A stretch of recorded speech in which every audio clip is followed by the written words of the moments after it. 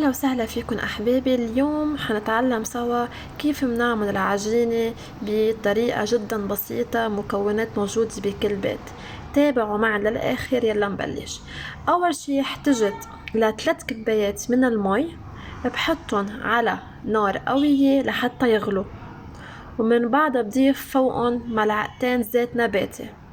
من بعد ما المي غليت معي، ضفت فوق المي كبايتين طحين مع ملعقة صغيرة من الملح.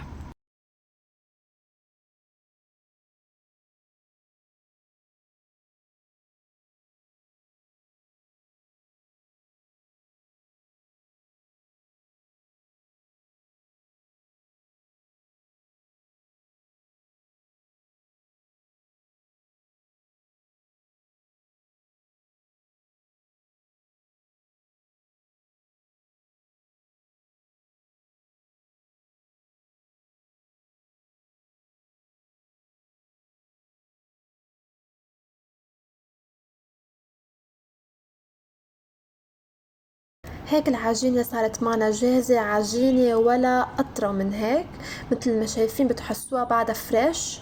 إذا حسيتوا العجينة بعدها شوي منا جامدة، فيكن تضيفوا عليها رشة من الطحين وبترجعوا بتعجنوها. هلا أنا حبيت إني ضيف على العجينة إني أعمل أحشيها لحم وبصل.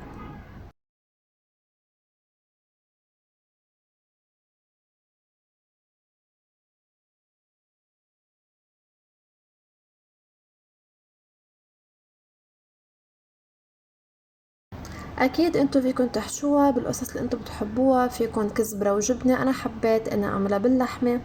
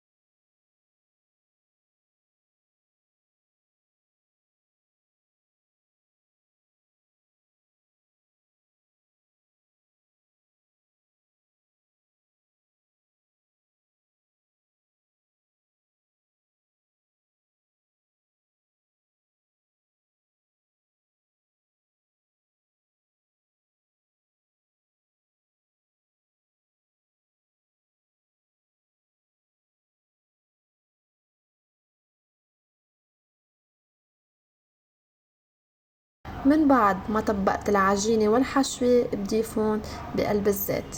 اكتبولي بخانة التعليقات إذا حبيتوا الطريقة. ما تنسوا تعملوا لايك للفيديو وتشتركوا بالقناة للي بعد ما اشترك. بشوفكن على خير. صحتين.